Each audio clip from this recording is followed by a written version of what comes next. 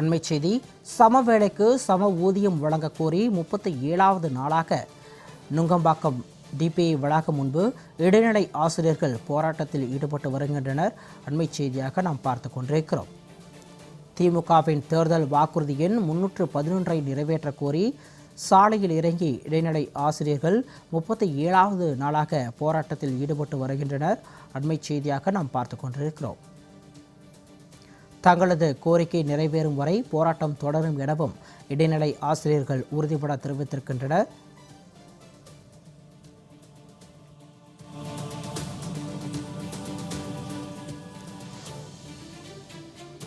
இது தொடர்பாக எமது செய்தியாளர் குணசுந்தரி நேரலையில் இணைகிறார். அவரிடம் விவரங்களை கேட்டு பெறலாம். வணக்கம் குணசுந்தரி. தொடர்ந்து 37வது நாளாக டிபிஐ வளாகம் முன்பு இடைநிலை ஆசிரியர்கள் தங்களது ஒற்றை கோரிக்கையை முன்னிறுத்தி போராட்டத்தில் ஈடுபட்டு வருகின்றனர். தற்பொழுது அங்கு இருக்கக்கூடிய கள நிலவரம் என்ன? விரிவான விவரம்.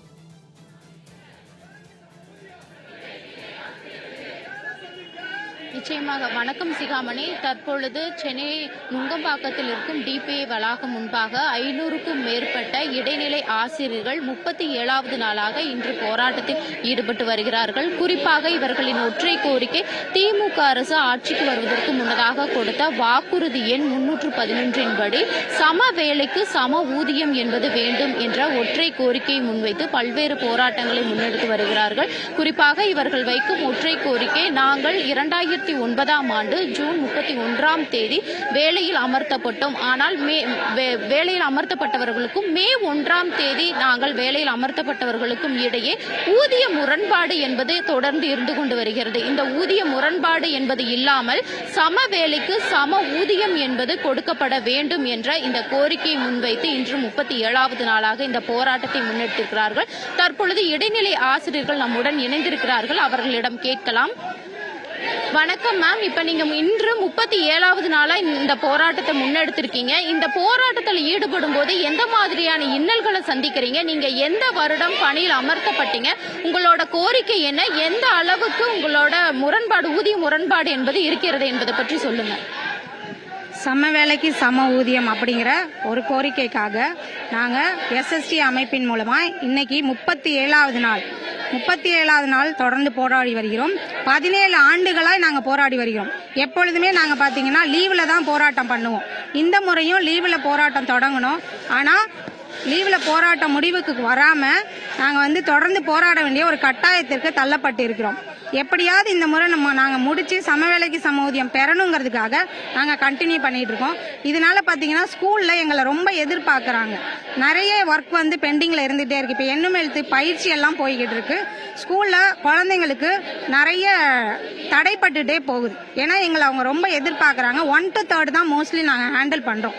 இங்கே உள்ள அதிகமான டீச்சர்ஸ் 2009 பணியமர்த்தப்பட்டிருக்கோம். 2000க்கு முன்னாடி 5200 பேசிக்கு, 2009 அப்புறம் முன்னாடி 8370, இப்போ 5200. அதாவது ஒரே பே கமிஷன்ல வெவ்வேறு அடிப்படை ஊதியம் நிர்ணயிக்கப்பட்டதுங்கிறது ஒரு வரலாற்று பிழையா தான் நாங்க பாக்குறோம். அந்த பிழை இந்த கவர்மெண்ட்ல, டிஎம்கே கவர்மெண்ட்ல தான் நடைபெற்றுச்சு.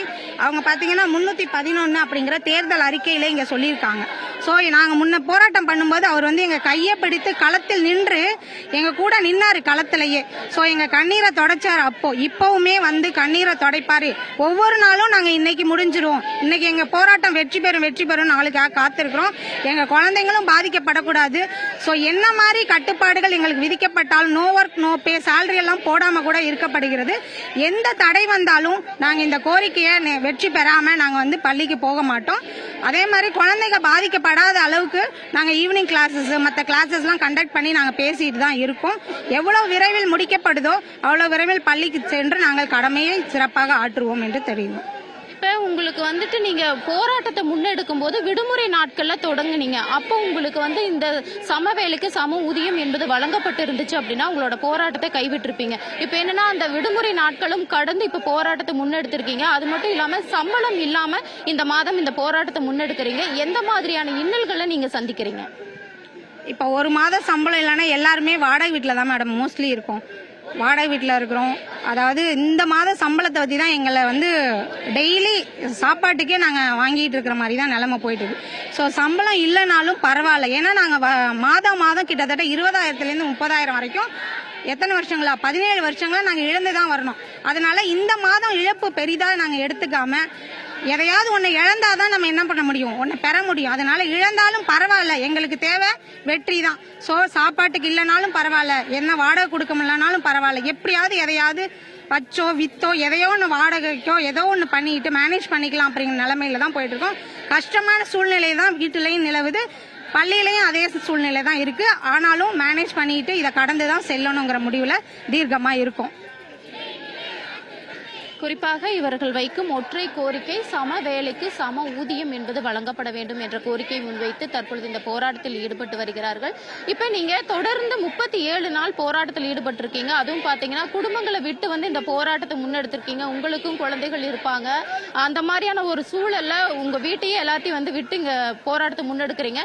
இப்ப தினமும் நீங்க தங்கும் போது இருப்பிடம் கூட இல்லாம தான் இந்த போராட்டத்தை முன்னெடுத்திருக்கீங்க. எந்த மாதிரியான இன்னல்களை சந்திக்கிறீங்க?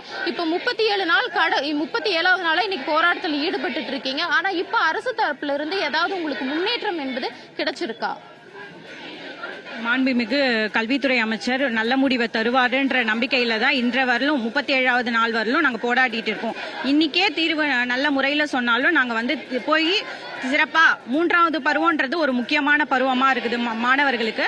அதை நாங்க சிறப்பா வந்து முடிச்சு பிள்ளைங்களை வந்து எந்த தேக்கமும் இல்லாம அவங்கள நல்ல முறையில கல்வி கற்பிக்கிறதுக்கு நாங்க எல்லா முறையிலும் எடுப்போம்.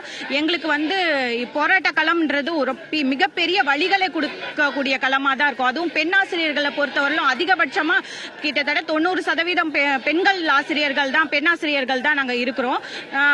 தினந்தோறும் போயிட்டு வரக்கூடியவங்க எல்லாம் இருக்காங்க. அருகில் இருக்க மாவட்டம் பாத்தீங்கன்னா செங்கல்பட்டு, விழுப்புரம், இந்த பக்கம் காஞ்சிபுரம், திருவள்ளூர் அதெல்லாம் இருக்கிற ஆசிரியர்கள், பெண் ஆசிரியர்கள் வந்து தினந்தோறும் போயிட்டு ஒரு ட்ரெயின்லயோ பஸ்லயோ அது வந்து மிக வேதனையான. ஏன்னா பெண் ஆசிரியர்கள் குறைந்தது வந்து நாங்க எல்லாரும் 35 வயதை கடந்தவர்களா தான் இருக்கிறோம். நாங்க உடல் வலியும் மனவலியும் சேர்ந்து தான் எங்களுக்கும் இருக்குது. குழந்தைகளை விட்டுட்டு குழந்தைகள் பள்ளிக்கு செல்லக்கூடிய குழந்தைகள் தான் எல்லாருக்கும் இருக்காங்க. அவங்களுக்கும் எல்லாத்தையும் தயார் செய்து கொடுத்துட்டு அதுக்கப்புறம் இந்த போராட்டத்துக்கு வந்து திருப்பியும் மீண்டும் வந்து நாங்க எங்களோட இருப்பிடத்திற்கு போயிட்டு அடுத்த நாள் இன்னைக்கு முடிஞ்சிரும் நாங்க நினைச்சிட்டு வருவோம். சரி இன்னைக்கு இல்ல அடுத்த நாள் தள்ளுதுன்னும் போது திருப்பி மறுபடியும் எங்க இருப்பிடத்திற்கு போயிட்டு திருப்பியும் வரும்போது மிகுந்த மன வலியும் உடல் வலியும் எங்களுக்கு இருந்துட்டு தான் இருக்கு. இருந்தாலும் நாங்க நம்பிக்கையோட இந்த களத்துல நாங்க நின்றுட்டு தான் இருக்கிறோம். இன்னைக்கும் எங்களுக்கு ஒரு தீர்வு இன்னைக்கே கிடைச்சாலும் நாங்க நாளைக்கு இல்ல திங்கட்கிழமை போயிட்டு நாங்க பணியில் சேர்ந்து நாங்க சிறப்பா பணியாற்றுவோன்றதை இந்த அரசுக்கு நாங்க தெரியப்படுத்திக்கிறோம். குறிப்பாக திமுக அரசு கொடுத்த வாக்குறுதி எண் 311 படி இவர்களுக்கு சம வேலைக்கு சம ஊதியம் என்பது கிடைக்கும் வரை இந்த போராட்டம் தொடரும் என்றும் தெரிவித்திருக்கிறார்கள். குறிப்பாக இவர்கள் வைக்கும் ஒற்றை கோரிக்கை சம வேலைக்கு சம ஊதியம் என்பது வழங்கப்பட வேண்டும் என்பதே. குறிப்பாக இவர்கள் தொடர்ந்து தற்பொழுது 37வது நாளாக போராட்டத்தில் ஈடுபட்டு இருக்கிறார்கள். அவர்கள் குடும்பங்களை அவர்கள் வீட்டில் விட்டுவிட்டு இவர்கள் தனியே இங்கு வந்து பெண்கள், குறிப்பாக பெண் ஆசிரியர்கள் தங்குவதற்கு கூட இடம் இல்லாமல் இங்கு போராட்ட களத்தை சந்திக்கும் ஒரு நிலைக்கு தான் இந்த திமுக அரசு தள்ளப்பட்டிருக்கிறது. குறிப்பாக இவர்கள் வைக்கும் கோரிக்கை சம வேலைக்கு சம ஊதியம் என்பது இடைநிலை ஆசிரியர்களுக்கு அரசாணை வழங்கப்படும் வரை போராட்டம் தொடரும் என்று தெரிவித்திருக்கிறார்கள். சிகாமணி,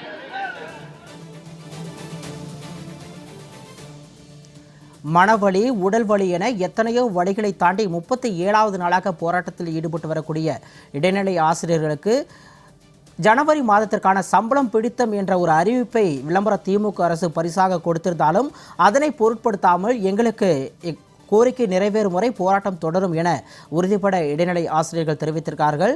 அவர்களது இந்த போராட்டம் தொடர்பான விரிவான கள விவரங்களோடு நேரலையில் இணைந்தமைக்கு நன்றி குணசுந்தரி.